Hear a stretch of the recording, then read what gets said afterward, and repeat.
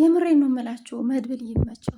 እውነቴን ነው የምላችሁ። መድብል ጀግና ነው፣ የመጨረሻ ጀግና ነው።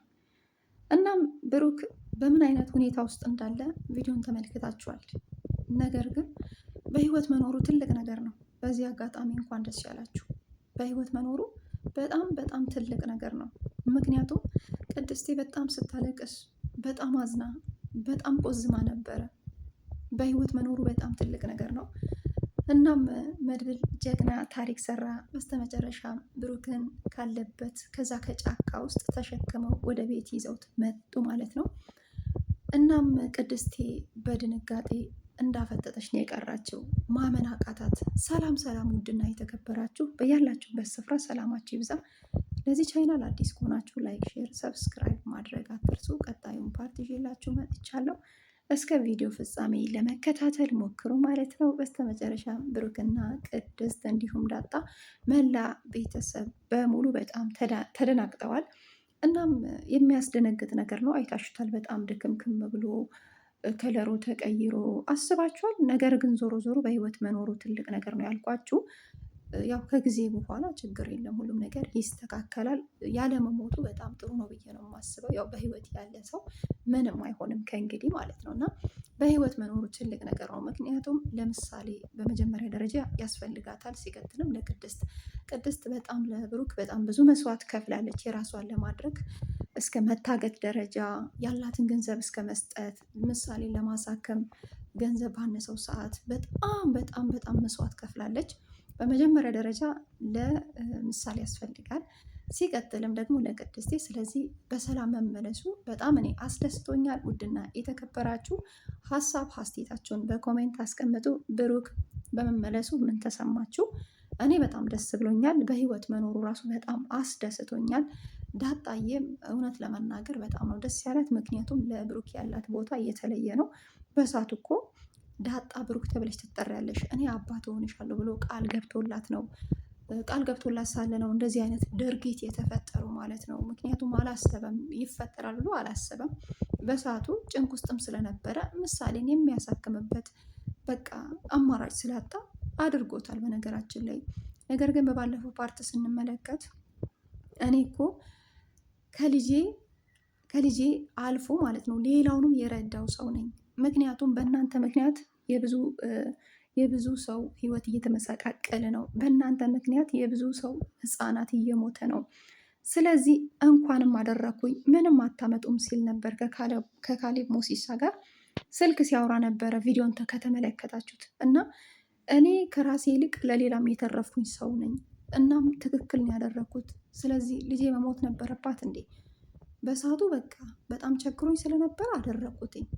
ነገር ግን እናንተ ባላችሁኝ መንገድ ቢሄድ ኖሮ አንደኛ ልጄን አጣት ነበረ፣ ሁለተኛ እስር ቤት እኔም እበሰብስ ነበረ።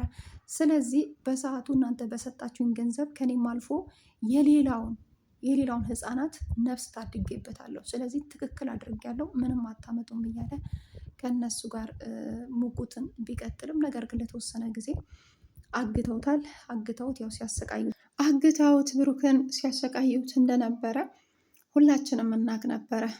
ግን ቢሆንም አሁን ላይ በሰላም ማለት ነው ወደ ቤት ተመልሷል። በህይወት ነው ያለው፣ አልሞተም። በህይወት መኖሩ ትልቅ ነገር ነው።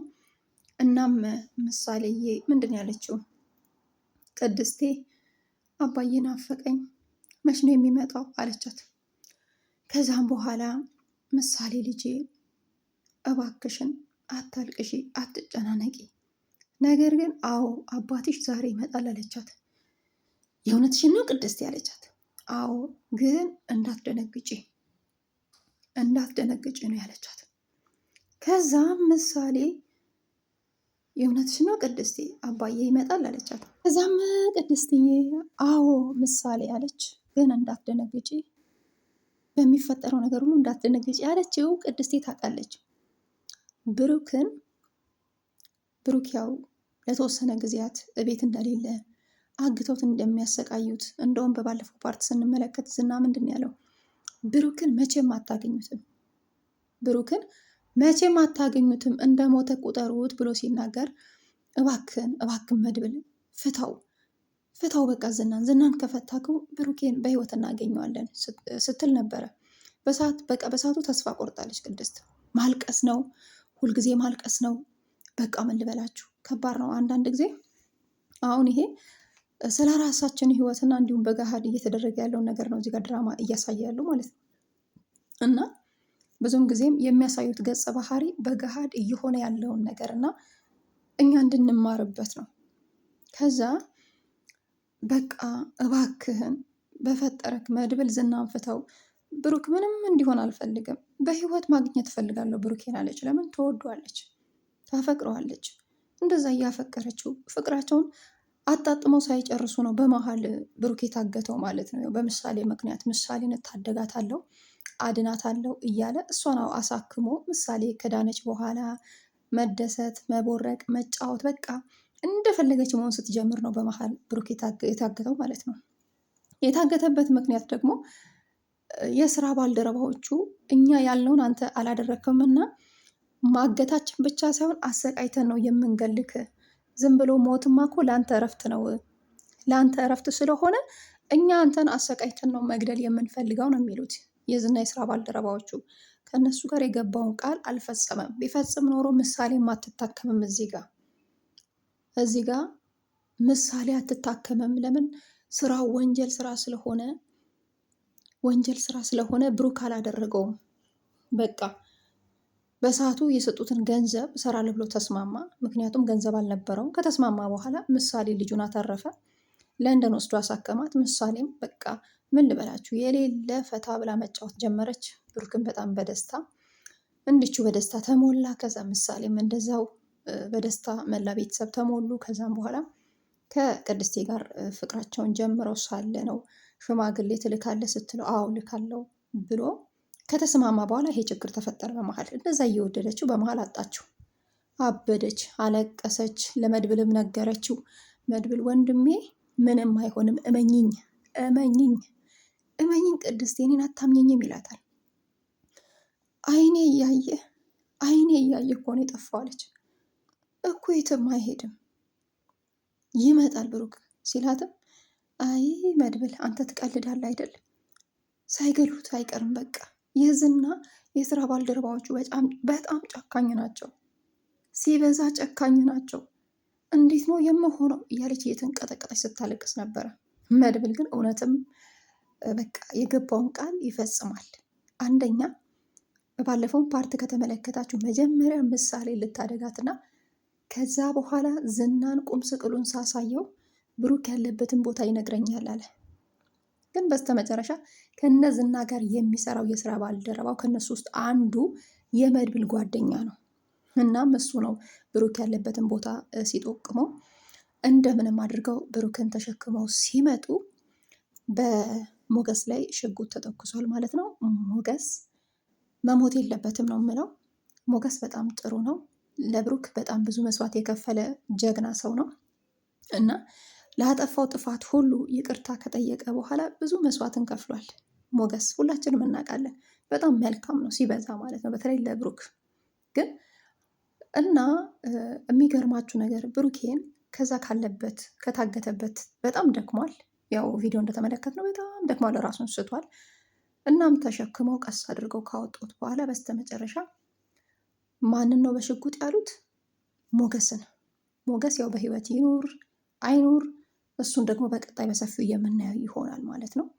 እኔ እንደኔ ሞገስ መሞት የለበትም ነው የምንለው። ምክንያቱም ያው አንዳንድ ጊዜ አንድን ሰው በህይወት እናኖራለን፣ ያን ሰው መታደግ አለብን ብለን መስዋዕት የምንሰዋ ከሆነ ያ የምንታደገው ሰው በህይወት ኖሮ ያ መስዋዕት የሚከፍለው ሰው ደግሞ ህይወቱን ሊያጣ ይችላል ማለት ነው። አሁን ብሩክን ለመታደግ ሲል የጓደኝነትን መስዋዕት እስከ ጥግ ድረስ ከከፈለ በኋላ አሁንም በድጋሜ ብሩክ እንደዚህ ሆኖማ በፍጹም እኛ አርፈን አንቀመጥም፣ ወይ መኖር ወይ መሞት፣ ይቻለም መቼም ያው ናት፣ አንድና አንድ ወይ ብሩክ እንታደጋለን ወይ እኛ እንሞታለን ሲል ነበር ከዚህ በፊት በባለፈው ፓርት ከተመለከታችሁት ማለት ነው። አንዳንድ ሰዎች በቃ መልካምነታቸው እስከ ጥግ ነው፣ ከራሳቸው አልፈው ለሌላ ሰው ህይወታቸውን ልክ እንደ ሞገስ የሚሰዉ አሉ ማለት ነው። እና ሞገስን እንደተመለከታችሁት ለብሩክ ከዚህ በፊት በጣም ለምሳሌ ሲል ምሳሌ መሞት የለባትም እኔ እያለሁኝ እኔ እረዳሃለሁ ሲል ነበረ። የቻለውን ሲያደርግለት ነበረ። አሁንም አልፎ ተርፎ ብሩኬን ማግኘት አለብን፣ ወይ እንሞታለን ወይ ብሩክን እናድናለን፣ ከሁለት አንድ ብሎ ወስኖ ከመድብል ጋር ወጣ። በስተመጨረሻም ብሩክን ካገኙት በኋላ ተሸክመው ሲወጡ ሞገስ ላይ ሽጉጡን ተተኮሰበት ማለት ነው። በጣም ያማል፣ በጣም ያሳዝናል። በቀጣይ ምን ሊፈጠር ይችላል ብላችሁ ታስባላችሁ? አንዳንድ ጊዜ ህይወት እንደዚህ ናት። አልፋለሁ ስንል የተለያዩ ችግሮች፣ የተለያዩ ውጣ ውረዶች፣ የተለያዩ ቻሌንጆች በህይወታችን ይገጥመናል ማለት ነው። እናም ብዙም ጊዜ መልካም ሰው ፈጣሪ አያሳጣችሁ። እውነቴን ነው የምላችሁ። ክፉ ሰዎች በጎናችሁ እንዳሉ መልካም ሰዎች ደግሞ አሉ። ስለዚህ መልካም ሰው ፈጣሪ ከጎናችሁ አያሳጣችሁ ነው የምለው። እና መልካም ሰዎች ስላሉ ነው ከፈጣሪ በታች ለብሩክ የደረሱት እንጂ ሁሉምማ ሙሉ በሙሉ ክፉ ቢሆኑ ብሩክ አይተርፍም ነበረ። ስለዚህ አንደኛ መልካም ወንድም አለው፣ ሁለተኛ ደግሞ ቅድስቴን፣ ሶስተኛ ደግሞ እንደምናውቀው ብሩክን በጣም ጥሩ ከመሆኑ የተነሳ ሞገስንም አይታችሁታል። ራሱን የሰዋው ማለት ነው። በህይወት ካለም በጣም ብዙ መስዋዕት ከፍሏል። ምናልባት እንኳን ቢሞትም ብዙ መስዋዕትን ከፍሎ ለብሩኬ ሲል ራሱን ሰውቷል ይባላል ማለት ነው። ግን ስለዚህ አንዳንድ መልካም ሰዎች ከራሳቸው ይልቅ ለሌላ ሰው የሚኖሩ አሉ። ልክ እንደ ሞገስ። የሞገስ መልካምነት የምሬን ነው የምላችሁ፣ በጣም ተመችቶኛል። ብቻ መሞት የለበትም ነው የምንለው። ውድና የተከበራችሁ ሀሳብ አስተያየታችሁን በኮሜንት አስቀምጡልኝ። በቀጣይ ምን ሊፈጠር ይችላል ብላችሁ ታስባላችሁ? የእውነትም ሞገስ ይሞታል ወይስ ይተርፋል የሚለውን በሰፊው አብረን የምናየው ይሆናል። ዞሮ ዞሮ ብሩክ በህይወት መትረፉ በጣም አስደስቶኛል። ምሳሌዬ አባትሽ ይመጣል፣ ጋሼ ይመጣል፣ ግን ስታዩ እንዳትደነግጭ ብላታለች። ቅድስት ታውቃለች። ለምን በጣም በቃ በጣም በስቃይ ውስጥ እንዳለ ከሞትና ከህይወት መካከል እንዳለ ቅድስት ከዚህ በፊትም ሰምታለች፣ ታውቃለች። ስለዚህ ምሳሌ ደግሞ ልጅ ስለሆነች አባቷ እንደዚህ ሆኖ ካየች በጣም ነው የምደነግጠው። ለዛም ነው አትደንግጪ፣ መምጣትማ ዛሬ እኮ ይመጣል ብላ ግልጹን ተናግራለች ቅድስትዬ ማለት ነው። እና ከባድ ነው አንዳንድ ጊዜ ላይፍ በጣም ይከብዳል። እናም እንዳልኳችሁ እንደነዚህ አይነት ላይፎች አሉ ማለት ነው። ብቻ ከባድ ነው። ያ ማለት ደግሞ ብዙም ጊዜ ማናችንም ብንሆን ልጆቻችን የሆነ ነገር ቢሆኑ ዝም ብለን አናይም። ለልጆቻችን ስንል ራሳችን አሳልፈን ልንሰጥም እንችላለን። ምናልባት እንኳን ልንሞትም እንችላለን ማለት ነው። ይሄ ደግሞ ያለ ነገር ነው። ማንም ቢሆን ወላጅ ማለት ነው እንደው የፈለገ ነገር ይሁን የፈለገ ነገር ይፈጠር እንጂ ምንም አይነት ነገር ቢኖር ልጆቻቸው አንድ ነገር እንኳን ቢሆኑ ራሳቸውን አሳልፈው ነው የሚሰጡት። ማንም ሰው አይደራደርም፣ በልጁ የሚደራደር የለም። እናም ያንን ገጸ ባህሪ ነው ብሩክ እያሳየ ያለው። መሞት ካለብኝም እሞታለሁ፣ ከተረፍኩም እተርፋለሁ። እኔ ከሞትኩኝም ምሳሌዬ በህይወት ትኖርልኛለች። የእሷ መኖር ለእኔ ያስፈልገኛል። እኔ ብሞትም እንኳን የገባሁትን ሀደራ የገባሁትን ቃል ፈጽሜ ብሞትም አይቆጨኝም። ዋናው ነገር እሷ በህይወት እንድትኖርልኝ ነው የምፈልገው። ምክንያቱም የማሳክምበት ገንዘብ አጥቼ ነው የምወዳትንና የማፈቅራትን የማከብራትን የልጅን እናት ሃይማኖትን ያጣሁትኝ። ሃይማኖትን ያጣሁበት ምክንያት ምንድን ነው? ገንዘብ በማጣቴ። ወደ ውጭ ወስጄ የማሳክምበት ገንዘብ አልነበረኝም። እንኳን ውጭ ወስጄ ላሳክማት እዚሁ ራሱ ለማሳከም ገንዘብ አልነበረኝም። በገንዘብ እጥረት ምክንያት ሚስቴን አጣኋት። በሰዓቱ እሷን ላድናት አልቻልኩኝም። ነገር ግን ምንድን ነው ያለችው? እባክን ብሩክ ልጄን አደራ፣ ምሳሌ ልጄን አደራ ብላ ያለውን ንብረት በእሷ ስም ካዞረች በኋላ አልቆየችም፣ ሞተችብኝ። እናም በሰዓቱ ከፈጣሪ በታች ከዛም ከዚህም ብዬ ባሳክማት ኖሮ እንደ ምሳሌ እየተተርፍልኝ ነበረ። ስለዚህ የቻልኩትን ሁሉ አድርጌያለሁ። ነገር ግን ውጭ ወስጄ የማሳክምበት ገንዘብ አልነበረኝም። በዛም የተነሳ ነው ባለቤቴን ያጣዋት አለ ማለት ነው ብሩክ። ስለዚህ የሃይማኖት አደራ ስላለብኝ አደራዬን መወጣት አለብኝ ብሎ ነው እንደዚህ አይነት አጣብቅኝ ውስጥና እንደዚህ አይነት ችግር ውስጥ የገባው። ነገር ግን ዞሮ ዞሮ በህይወት መትረፉና መኖሩ እጅግ በጣም አስደስቶኛል። እጅግ በጣም ነው፣ እውነቴን ነው የምላችሁ፣ በጣም ደስ ብሎኛል ማለት ነው። ሲቀጥልም ቅድስትም ያው በጣም ልትደናገጥ ትችላለች፣ ግን ቢሆንም ምንም ማድረግ አይቻልም። ብቻ በህይወት መትረፉና መኖሩ ነው ዋናው ነገር አይደል እንደ ቤተሰብ። እናም አንዳንድ ጊዜ ከራሳችን ይልቅ ለልጆቻችን እያለን ህይወታችን ልናጣም እንችላለን። ከራሳችን ይልቅ ለጓደኞቻችን ለምንወዳቸው ሰዎች እያለን ልክ እንደ ሞገስ ምናልባት ህይወታችን ልናጣም እንችላለን። ነገር ግን ሞገስ አሁን ላይ በህይወት ይኖር አይኖር እሱን እርግጠኛ ባንሆንም፣ ነገር ግን እንደኔ ማለት ነው እንደኔ ሞገስ መሞት የለበትም ነው የምለው። በእርግጥ በዛን ሰዓት ምንድን ያለው ሉላዬ፣ እኔ ላንቺ ስል ራሴን አሳልፌ ይሰጣለሁ፣ ከዚህ በፊት አንቺ ተሰቃይሹ ይበቃል እያለ ለእሷም ሲያወራ ነበር። ከዛም መድብል ብሩክን ማግኘት አለብን ብሎ አናገረው ሞገስን። እረ ችግር የለውም ወይ ብሩክን ማዳን መታደግ፣ ወይ ደግሞ እኛ መሞት፣ ከሁለት አንዱ መምረጥ ነው፣ ሁለት ወዶ አይቻልም ሲል ነበረ።